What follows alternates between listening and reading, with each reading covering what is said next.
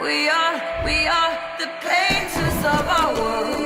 We are creators. We decide what goes.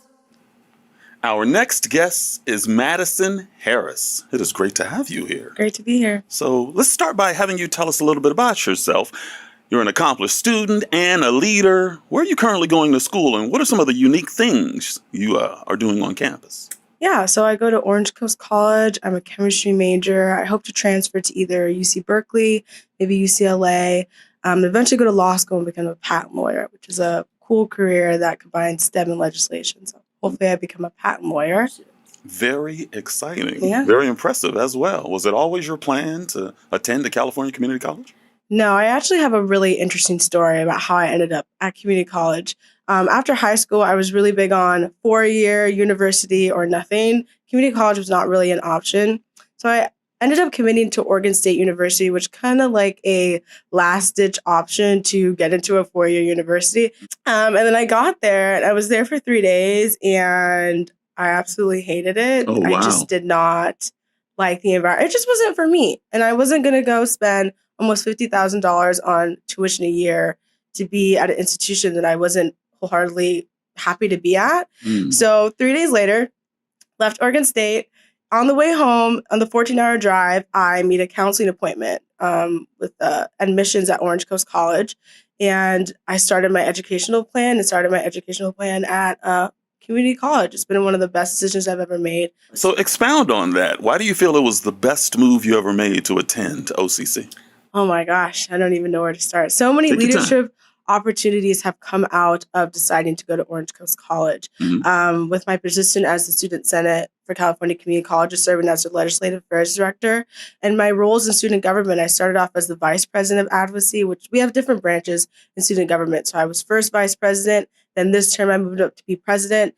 And just being in these different leadership opportunities has really taught a lot about myself and shown that I am more capable than I thought I was. It's really great for my personal growth development and has really solidified my passion for student advocacy and things like that. It's just so many things that I can't even begin to explain. It's just been a really great opportunity. Now, we are talking about myths today, okay? Were you ever told growing up, your family, friends, peers, and such, were you ever told that you were not college material?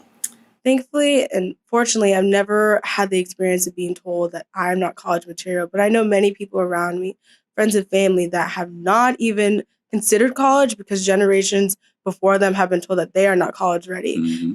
They're doing themselves a disservice by not even taking that leap and signing up for classes. Why do you think that lie is so prominent and prevalent in our communities? And why do young people and otherwise continue to believe the myth?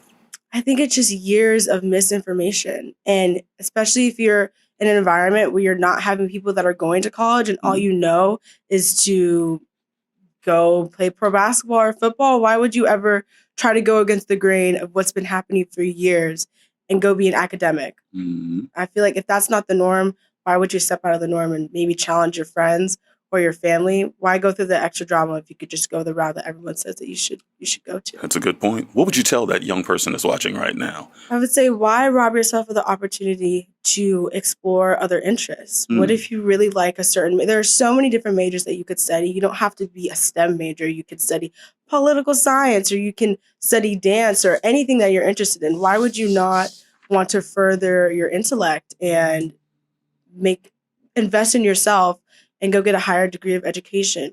You know, one of the biggest barriers that people face when they want to attend college is the cost. How did you get past whatever barriers you had as it relates to cost? How did you pay for college? So there's a bunch of financial aid programs in community college to help you succeed. They want you to succeed and transfer on to 4 years. And so I would just go back to go to community college, do your GEs and general education at community college, and then transfer for your upper division courses. I think it's like a cheat code. It really is. Love that. Yeah, it's a cheat code to getting a really good education at a lower cost. So you transfer from Oregon State and you go to Orange Coast Community College. Right? Yes. Now, I'm pretty sure your family, friends, and everybody was like, you're crazy. Yeah. You're that's a Division I school. You're going to transfer down, quote unquote, to a community college. That's not a real college. What do you say to those people that believe that same myth? I really trusted myself. I had such a good gut feeling that this is what I needed to do. I wasn't going to be successful at Oregon State University. And I honestly, I had to get over this belief that, oh my gosh, I'm not going to a 4-year university. But community college coursework is at the level of university. So I don't really care what anyone says. It is what it is. And I'm doing things at the same level as someone in a university. So you kind of just have to put those thoughts aside. And I've been way more successful at community college than I would have been at Oregon State University. And I've shown that to people. So whatever comments they have said are just out bye. Yeah. Now that you've experienced what community college has to offer, what would you tell somebody that says, man, it's not worth it to go to community college? What would you say to that person? Oh my gosh, where do I start? There are so many different pathways and majors and even certifications. If you don't want to go get a 4-year degree, you can get into welding, or you can do like an airplane technician, so many different things. Or you be a chemistry major, like myself, go chemistry. Or you could be a math major, go chemistry. Or you could be a bio major and go to med school. And it starts at community college. And just because you started at community college doesn't mean you can't be a doctor or a lawyer or a senator or a judge. You could literally be whatever you want to be. Community college is a place to start that foundation and lay the groundwork for whatever career that you want to attain. And let's not forget 116 campuses spread throughout the state. Yes. There is a community college near you. Hopefully within 30 minutes. There usually is. There's multiple in one district or one city. There's one always near you. One of the primary myths that I hear, and I'm sure you have as well, is I don't want to go to college because once I get there as a Black student, I'm going to feel isolated. I'm going to be all by myself. I don't see people like me.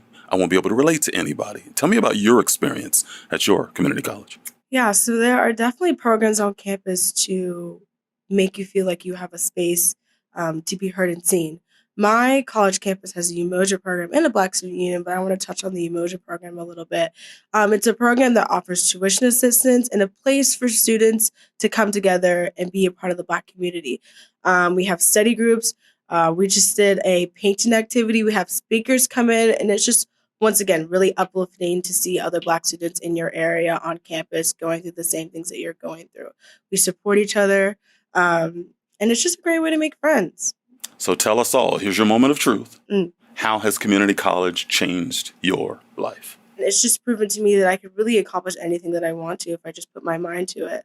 I can get the grades that I want to. I can get in these positions that I want to, and community college has shown me that. So what's next for Madison? What's next for me? Is the world ready for Madison, I guess is the question. Oh, I don't know. Well, I guess we'll have to see.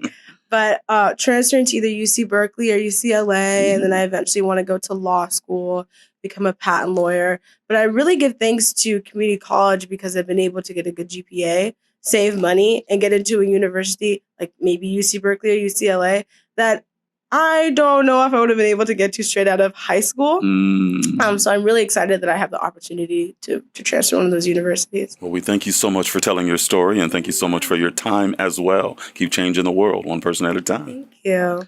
Coming up next, we have got Dr. Culpepper from Southwest College. Stay there. We are the painters of our world.